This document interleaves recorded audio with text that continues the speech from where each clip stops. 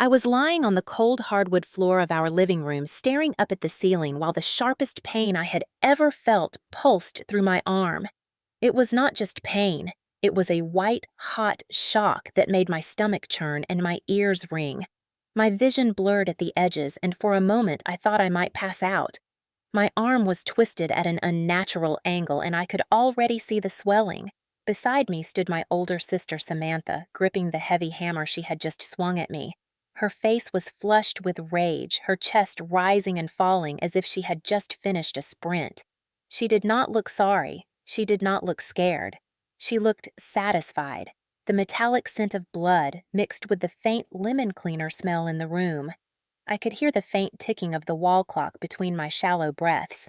Then I heard my mother's voice from across the room. Calm, almost bored. "Stop overreacting. You probably just bruised it. Siblings fight. That is normal." I thought I had misheard her. My mouth opened, but no words came out. I stared at her, waiting for her to come over, kneel down, check on me, call 911.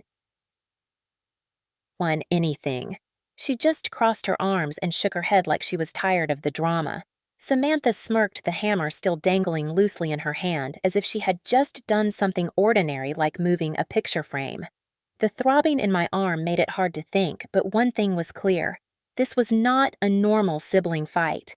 I had just been attacked in my own home by someone who had been getting away with hurting me for years, and the one person who should have protected me the most was telling me it was nothing. My mind was racing. Part of me wanted to scream at my mother for not caring. Part of me wanted to crawl away and hide, but another part of me, a part I had never felt so strong before, was whispering something different. This is the last time. This is the last time they get to hurt you and to tell you it is not real. This is the last time they decide how much pain you are allowed to feel. My arm throbbed with every beat of my heart, but somewhere underneath the fear and betrayal was a spark of something else. It was not hope exactly, but it was close. It was the beginning of an idea that maybe I did not have to live like this. Maybe I could get out. I did not know how or when, but I knew I would. I tried to sit up, cradling my arm, but the pain made me dizzy. Samantha muttered something under her breath as she walked away. My mother followed her into the kitchen, leaving me on the floor like a dropped coat. The sound of their voices faded as I focused on breathing in and out. That was the moment I made myself a silent promise. This was the day my life would start moving in a different direction, even if it had to be one painful step at a time. I grew up in a small Midwestern town where everyone knew each other's business and family reputation meant everything. From the outside, our house looked like any other well-kept home with its neat lawn and white picket fence. But inside, it was a different world. My father had passed away when I was 8 after a sudden heart attack, and from that moment, my mother became the absolute authority in the household. She was the kind of woman who believed in appearances above all else, and keeping the family name untarnished was her top priority, even if that meant burying every ugly truth. My sister Samantha was 3 years older than me, and from the time we were little, she was the golden child. She was the one who got praised for everything, even when she did nothing to earn it. If she came home with a good grade, it was framed on the fridge. If I did the same, it was expected. Samantha learned early that she could push boundaries without facing consequences. She would take things from my room without asking, sometimes ruining them entirely. She would shove me out of the way if I was in her path, sometimes hard enough to leave bruises. If I told my mother, she would wave it off with that same tired line, "Sisters fight, that is normal." I started keeping things to myself, not because I stopped caring, but because I knew nothing would change. By the time we were in high school, the gap between us was more than just a few years. Samantha was popular, always surrounded by friends and admirers. I was quiet, more focused on my studies and a small circle of friends. She would borrow my clothes without returning them, often spilling something on them first. She once spread a rumor about me just to get me out of the way of a boy she liked. When I found out and confronted her, she laughed in my face and told me I was too sensitive. My mother sided with her, saying boys were not worth fighting over and that I should be happy Samantha was interested in what I liked. It was not just small things. There were times Samantha would lash out physically, a shove into the wall when I got to the bathroom first, a slap across the back of the head when I disagreed with her. Once she tripped me on the stairs and I twisted my ankle so badly I had to limp for a week. Each time my mother would excuse it as normal sibling roughhousing. That phrase became a shield for every ugly thing that happened. The more it was said, the more I started to believe maybe I was overreacting. Maybe my pain was not worth acknowledging, but deep down I knew better. I knew the way Samantha looked at me when she got what she wanted was not just playful rivalry, it was control. My mother's favoritism was not just about loving Samantha more, it was about maintaining the dynamic where one child held power over the other. I became the quiet, compliant one, the one who never made a fuss. I focused on school and saving money from part-time jobs because in my mind, that was my ticket out. I imagined leaving for college somewhere far away where my family's shadow could not reach me. But as graduation approached, my mother began making it clear she did not want me to leave. She would say things like, "Who will help me with the house?" or, "You cannot afford to live alone." Samantha would chime in, reminding me of how small my savings were, how the world outside was dangerous for someone like me. It was subtle at first, then more direct.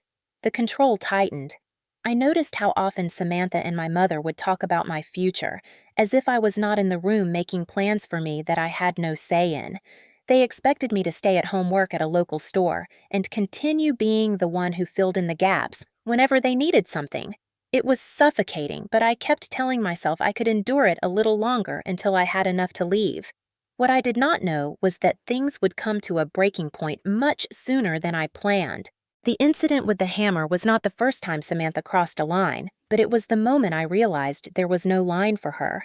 She could hurt me in any way she wanted, and my mother would still call it normal. That night on the floor was the end of something inside me. It was the end of believing my family would ever protect me. It was the beginning of knowing I had to protect myself. The days leading up to the hammer incident had been tense in ways that were almost physical, like the air in the house was charged with static. Samantha had been hinting for weeks that she needed money. Not for bills, not for anything essential, but for a trip with friends to Miami. I had been saving every dollar from my job at the library, planning to put it toward my college tuition in the fall. It was the first time in my life I felt like I had control over my own future, because I had earned that money entirely on my own. One afternoon, while I was sitting at the kitchen table balancing my checkbook, Samantha strolled in wearing her usual smug smile. She casually mentioned she had seen my bank statement on the counter and knew exactly how much I had. I asked her why she was looking at my private things, and she shrugged, saying family does not have secrets. Then she told me straight out she needed $1,000 for her trip and that I could easily spare it. I said no without hesitation. It might have been the first time I told her no so directly and without offering an excuse. Her eyes narrowed, like she was not used to being denied. She left the room without another word, and I tried to shake it off, but that night at dinner she brought it up again in front of my mother. Samantha said I was being selfish, that family helps each other, and that she would pay me back, which we both knew was a lie. My mother looked at me with disappointment and said, "Money is not everything. You cannot take it with you when you die." I repeated that the money was for my education, and that was the end of it. Or so I thought. The next day, I came home from work to find Samantha in my room going through my desk drawers. I demanded she leave, and she laughed, saying she was just borrowing a pen. I locked my bedroom door after that, but the tension did not go away. 2 nights later, while we were both in the kitchen, she started in again. She mocked me for thinking I could make it on my own. She said I would never leave this house because I would not survive in the real world. I told her she was wrong and that I was not afraid of her anymore. That was when her expression changed from mocking to something darker. She stepped closer, crowding me against the counter, and said maybe she needed to remind me of my place. I tried to sidestep her, but she grabbed my arm hard enough to hurt. I yanked it back and told her to stop touching me. That was when she noticed the hammer on the counter left there after my mother had been fixing a loose cabinet hinge earlier in the day. She picked it up casually at first, like she was just moving it, but the look in her eyes made my stomach knot. She swung it once, missing me on purpose, I think, just to see me flinch. I told her she was crazy and that she needed to put it down. She smiled and said maybe you need to learn respect. Before I could move, she brought it down on my forearm. The pain exploded instantly, so sharp it felt unreal. I heard a sickening crack and dropped to my knees, clutching my arm. Samantha stepped back, breathing hard, her face flushed with adrenaline.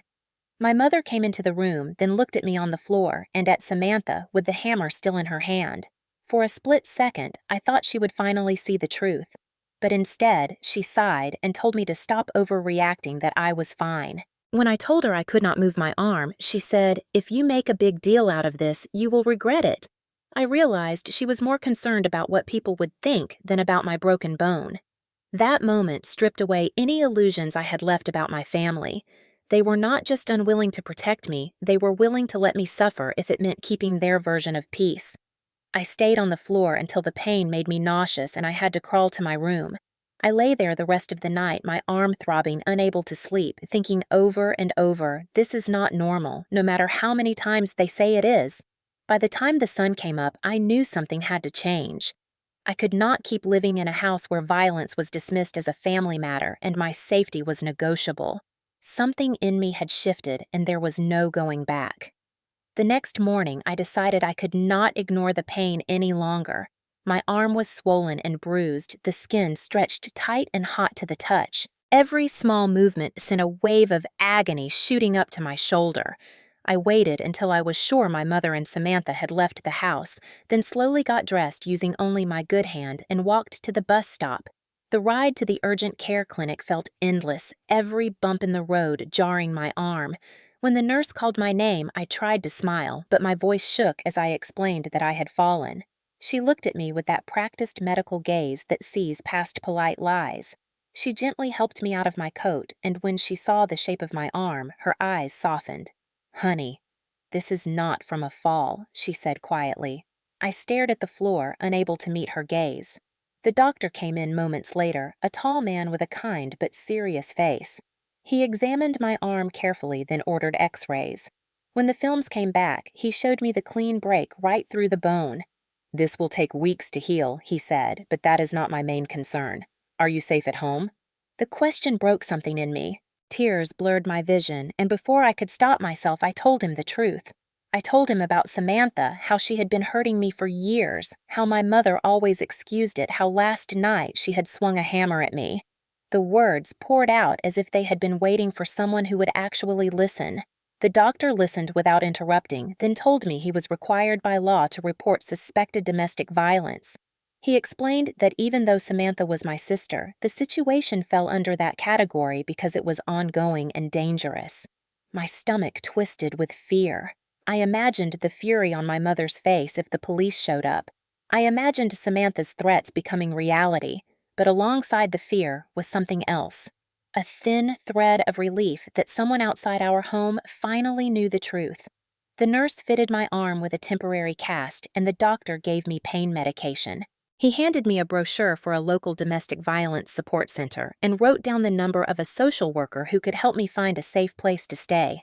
I left the clinic with my arm aching, but my mind sharper than it had been in years.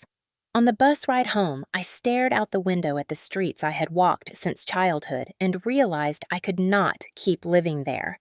It was not just about the broken bone. It was about the years of being silenced, minimized, and controlled. That night, I sat in my room with the door locked and the brochure in my lap. I ran my fingers over the phone number again and again before finally dialing.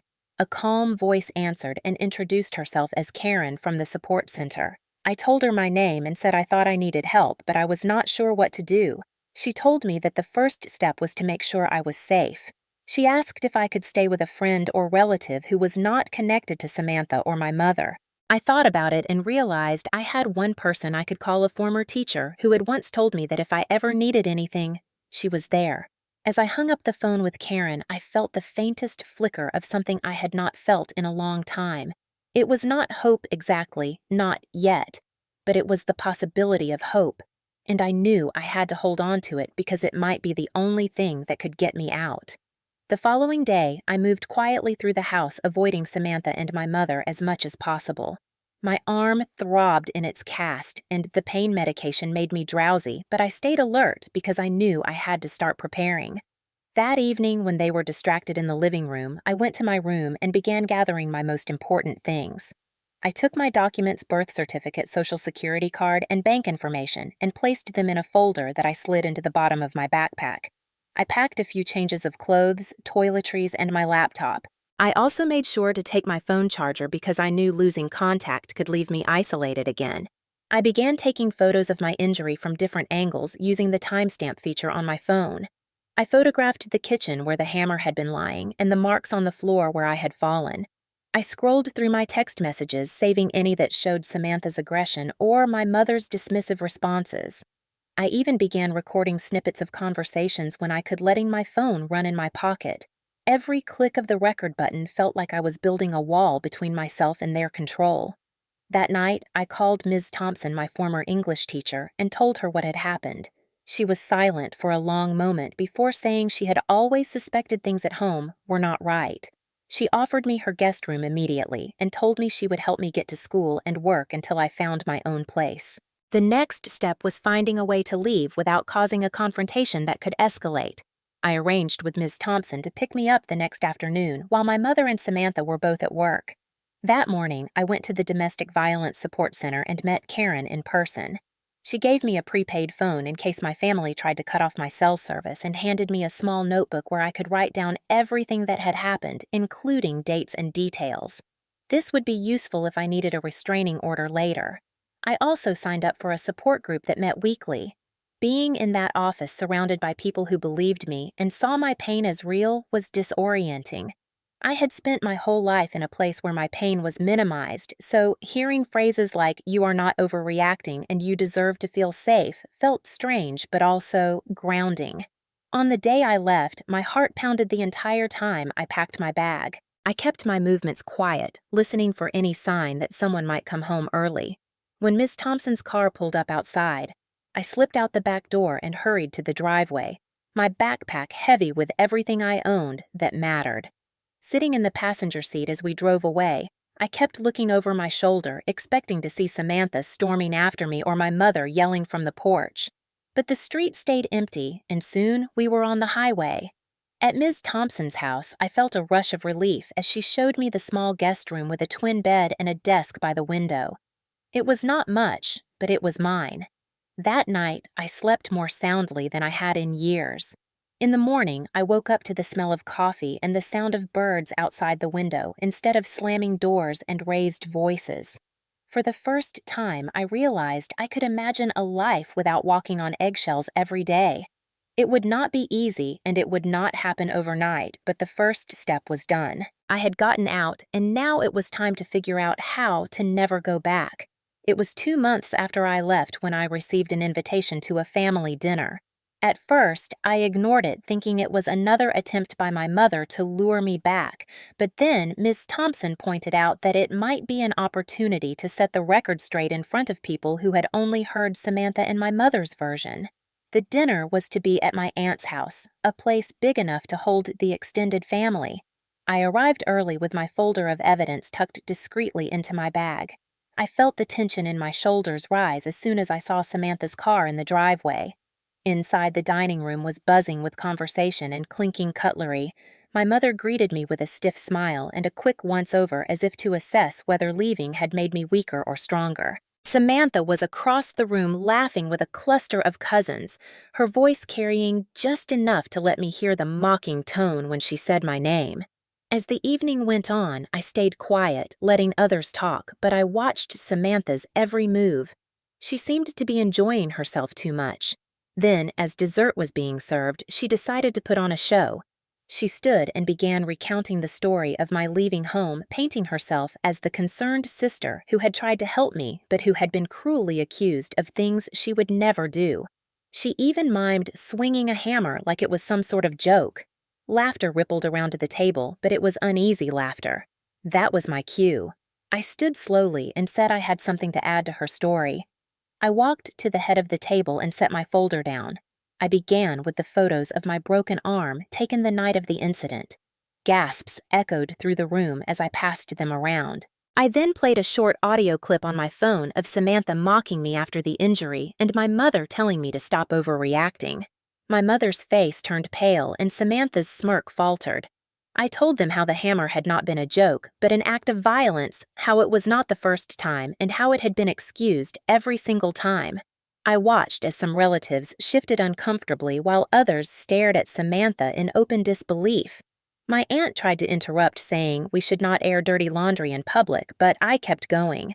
I explained the years of favoritism, the physical attacks, the emotional control, and how leaving had been the only way to protect myself. Then I produced the statement from my doctor confirming the nature of my injury and the fact that it had been reported as suspected domestic violence. Samantha's voice shook as she tried to laugh it off, saying I was twisting things. I turned to her and asked directly, "Do you deny you hit me with a hammer?" Her eyes darted away. That silence was louder than any denial. A cousin spoke up, saying he had always wondered why Samantha lost her temper so easily, and now it made sense. Another aunt shook her head, muttering unbelievable. My mother's voice was tight when she finally spoke, saying I should not have brought this up in front of everyone. I looked her in the eye and said, "This is exactly why I had to, because silence only protects the person doing the harm." The room fell silent except for the clink of a fork against a plate. Samantha's face was flushed and her jaw clenched. She muttered something about people turning against her and stormed out of the room. My mother followed, but the damage to their carefully maintained image was done. After they left, several relatives came to me quietly saying they were sorry they had not seen it before and asking if I was safe now. I told them I was and that I was building a new life. When I left that night, I felt drained but lighter. For the first time, I had spoken the truth where it could not be ignored or spun into a lie. The ride back to Miss Thompson's house was quiet except for the sound of the wind outside. I replayed the evening in my mind, the shock on their faces, the way Samantha had no answer, the way my mother's authority had cracked in front of witnesses. It was not revenge exactly, but it was a public acknowledgement that what had been happening all those years was real, and that acknowledgement was the first step in taking back my voice completely. In the weeks after that dinner, the ripple effects spread quickly through the family. Some relatives stopped speaking to my mother and Samantha entirely, while others tried to play the middle, pretending they had not taken sides, even though their silence had done the choosing for them. My mother avoided me completely, which I expected, but Samantha was less subtle. She posted vague messages on social media about betrayal and liars, making sure mutual friends could see them. I ignored them, but I knew she was seething. Then came the letter from the local police station informing me that Samantha was under investigation for domestic assault based on the doctor's report and the evidence I had presented. It was not an arrest yet, but the fact that she had been formally questioned was enough to shake her. I heard from a cousin that Samantha had called the investigation ridiculous and claimed I had set her up, but the cracks in her confidence were showing. My mother had received a warning from Child Protective Services for failing to protect a family member from physical harm, though she dismissed it as government overreach. I was no longer living under their roof, but the sense of freedom was still new and fragile. Every time my phone buzzed, I half expected it to be some form of retaliation. Instead, I focused on work and preparing for the fall semester. Ms. Thompson helped me apply for a small scholarship, and I picked up extra shifts at the library to pad my savings. The quiet of my new life was both strange and healing. I could go days without anyone yelling at me or belittling me. I could make choices about my own time without asking permission. But I also knew that the dinner had shifted something permanent.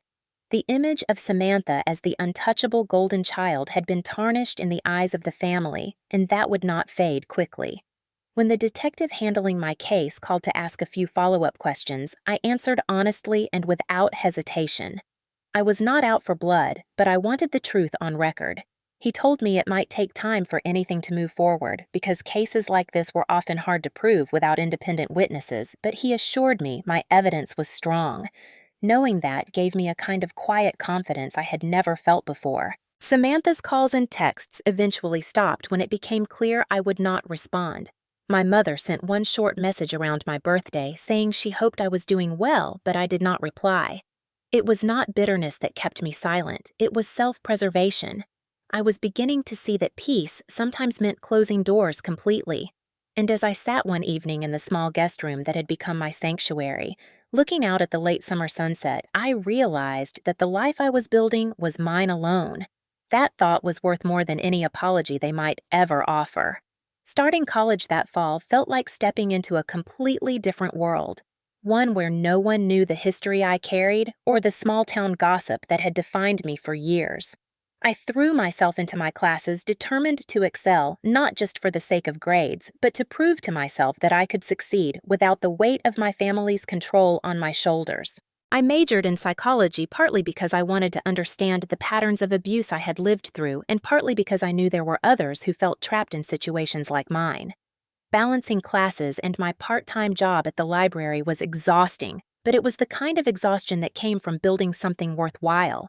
My professors noticed my dedication, and one of them recommended me for a competitive internship at a local counseling center.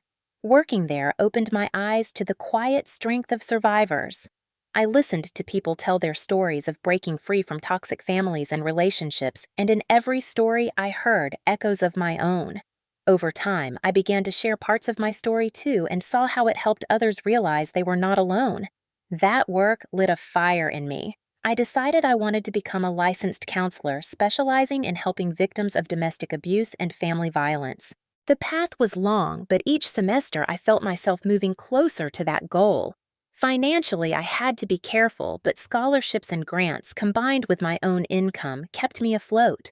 I learned to manage my money meticulously, something Samantha had always mocked me for, but now it was the skill that kept me independent. Socially, I began to build a network of friends who knew me for who I was, now not the girl I used to be in my mother's house. We studied together, went on weekend hikes, and celebrated each other's achievements. For the first time in my life, I felt genuinely supported without conditions. My confidence grew alongside my accomplishments. By my third year, I was offered a position as a part-time assistant at the counseling center with a promise of a full-time role after graduation. The offer came with health benefits and a salary that would allow me to live comfortably on my own. I moved into a small apartment near campus, painting the walls a soft green and filling the space with thrifted furniture that I restored myself. Every piece of that apartment felt like a symbol of my autonomy. When I looked around, I saw not just a place to live, but proof that I had rebuilt my life from the ground up. News of my progress eventually reached my extended family through mutual friends and relatives. Some reached out to congratulate me, while others remained silent, perhaps embarrassed by how wrong they had been to dismiss my pain. I did not seek their approval anymore. Success became its own quiet revenge, not because I wanted to rub it in Samantha's face, but because it showed that she had failed to keep me small. Every time I received a new certification or was entrusted with a challenging case at work, I felt another layer of her control fall away. My mother remained distant, sending the occasional holiday card signed without warmth. Samantha never contacted me directly, though I heard from a cousin that she was struggling to hold down a job and had moved back in with our mother. It was a reminder that control might give someone temporary power, but it did not build anything lasting. My life was far from perfect. There were still moments when memories would surface uninvited, but I had tools to handle them now. I had carved out a future that was mine, and in that future, there was no room for the voices that once told me I was overreacting. I had replaced them with voices that believed in me, including my own. It was a rainy Thursday afternoon when I saw her name pop up in my work email inbox. Samantha. The message was short and almost painfully polite. She said she had heard about my position at the counseling center and was wondering if there were any job openings for someone with her experience in customer relations. I stared at the screen for a long time, the cursor blinking at the end of her request like it was daring me to respond. Part of me wanted to ignore it, but another part wanted to make sure she understood something fundamental. I wrote back a single sentence.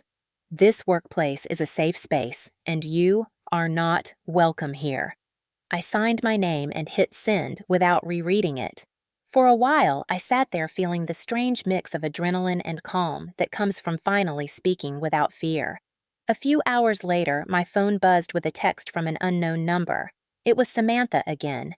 This time, the politeness was gone. She accused me of holding a grudge of poisoning the family against her, of being just as manipulative as she claimed I had once accused her of being. I deleted the message without replying. That night, as I locked up my apartment, I realized something important. I was not angry anymore. I was not afraid either. I simply did not want her in my life, and I had the right to keep it that way. The next week, I ran into her unexpectedly at the grocery store. She was standing in the produce aisle staring at her phone and did not see me until I was halfway past. Her eyes flicked up, and there was a flash of something I could not name, maybe resentment, maybe regret. She opened her mouth like she was about to say something, but I kept walking. I did not speed up, and I did not look back. That moment, more than anything else, told me how far I had come. I no longer needed to win against her because I had already built a life that she could not touch. My victory was in the peace I carried with me every day and the knowledge that I would never again give her the power to decide how much pain I was allowed to feel. Looking back now, I can see the line that divides my life into before and after. Before was a constant cycle of walking on eggshells, never knowing when a casual comment or a small act of independence would trigger an outburst from Samantha or a dismissive remark from my mother. After is quieter, steadier, built on choices I made for myself. There are still echoes of the old life sometimes in the form of a nightmare or a sudden memory when I see a hammer in a hardware store, but they do not control me anymore. I used to think closure meant getting an apology or seeing justice done in a courtroom. Now I understand closure is what you build when you stop waiting for someone else to give it to you. My relationship with my mother has never recovered, and I no longer hope that it will. I have accepted that her loyalty to Samantha was stronger than her instinct to protect me, and while that will always hurt, it no longer surprises me. As for Samantha, she remains on the edges of my awareness, a distant presence I have no interest in inviting back in. I hear things occasionally through the family grapevine, mostly about her struggling to keep jobs or maintain friendships. I do not take joy in her difficulties, but I cannot help noticing how the skills that once gave her control over me do not seem to serve her in a world that demands accountability. My own life has grown in directions I could never have imagined during those years at home. The counseling center has expanded, and I now lead a small team focused on outreach programs for survivors of family violence. I have spoken at community events telling parts of my story not to dwell on the pain, but to show that there is a way forward. People often ask if it feels like revenge to have succeeded when those who hurt me have not. I tell them the truth. My success is not about them. It is about proving to myself every day that I am more than the girl they tried to keep small. The apartment I once thought of as temporary has become a home filled with books, plants, and photographs from hiking trips with friends. There is laughter in these rooms, the kind of easy joy that comes from knowing you are safe. I have built traditions for myself, from Sunday morning coffee on the balcony to writing in my journal before bed. These small rituals anchor me in the present, reminding me that I am no longer trapped in the past. Sometimes I think about the younger version of me, the one who lay on the living room floor, clutching a broken arm, while the people who should have cared most told her she was overreacting. I wish I could tell her then what I know now, that leaving was not just an escape, it was an act of reclaiming her life, that she would find people who valued her voice, that she would build a life so strong no one could break it again. The journey was not easy, and the scars, both physical and emotional, will always be part of me, but they no longer define me. I have learned that sometimes the family you are born into is not the one that will love you best, and it is okay to walk away from people who refuse to see your worth. My story is not unique, and maybe that is why it matters. There are countless others who have been told they are overreacting when they are simply telling the truth. If my life now can serve as proof that there is something better waiting on the other side of that door, then every painful step was worth it. In the end, the greatest victory was not in proving them wrong, but in choosing to live in a way that makes their opinions irrelevant. I chose love over fear, self-respect over silence, and in doing so, I found freedom.